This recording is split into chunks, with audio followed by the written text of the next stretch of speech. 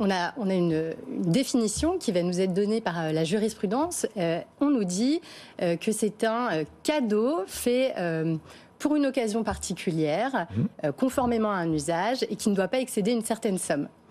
La loi, elle nous précise que le caractère de présent d'usage doit être déterminé au moment où il a été consenti et de la même façon que ça doit rester une valeur modique compte tenu de la fortune de celui qui donne. D'accord. Et l'administration fiscale, alors elle ne nous indique pas beaucoup de choses puisqu'elle ne nous donne pas ni de montant fixe, par exemple une limite précise pour ne pas basculer du côté de la donation et rester bien dans le cadeau, dans le présent d'usage.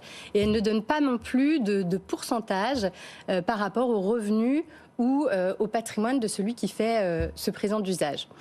À l'inverse, une donation, un don manuel, c'est le fait de remettre un bien de la main à la main. Alors ça peut être aussi par voie dématérialisée, donc par exemple un virement de titre, un virement d'argent ou un chèque, ou alors un bijou, une montre, voilà. Tout ce qu'on peut remettre de la main à la main, c'est un don manuel.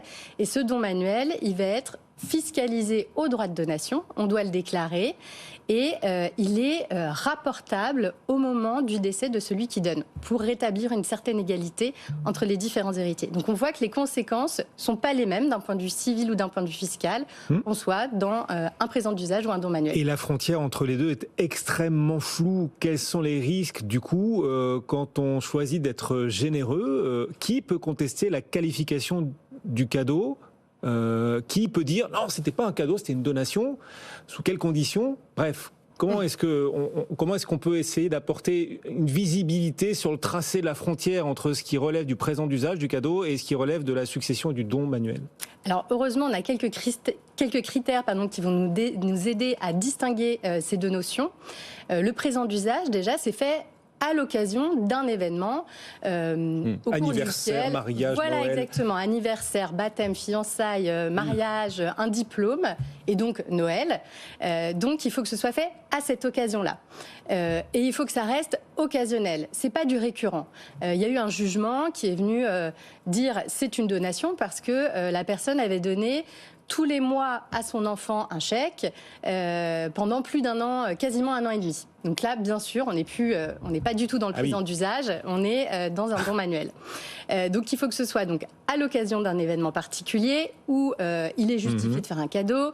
Il faut que ça reste occasionnel et aussi, proportionné au revenu. Voilà, exactement. Il faut que ça reste une valeur raisonnable, une valeur modique.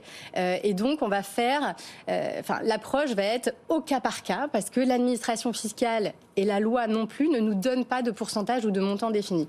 On a eu un jugement, une décision de la Cour d'appel de Paris qui nous a dit par exemple que 2%, 2,4% pour être précise, du patrimoine a été considéré comme un présent d'usage. Donc c'était une mère qui avait donné à l'occasion de Noël à chacun de ses enfants. Et ses enfants avaient eux-mêmes des enfants, donc on avait plusieurs membres dans chacune des familles, 15 000 euros chacun. Elle avait un patrimoine d'1 250 000 euros. Ça passe. Voilà, c'est passé cette fois-ci, mais vraiment c'est une approche au cas par cas. Donc c'est difficile de donner des éléments très précis. Et qui peut contester la qualification du cadeau?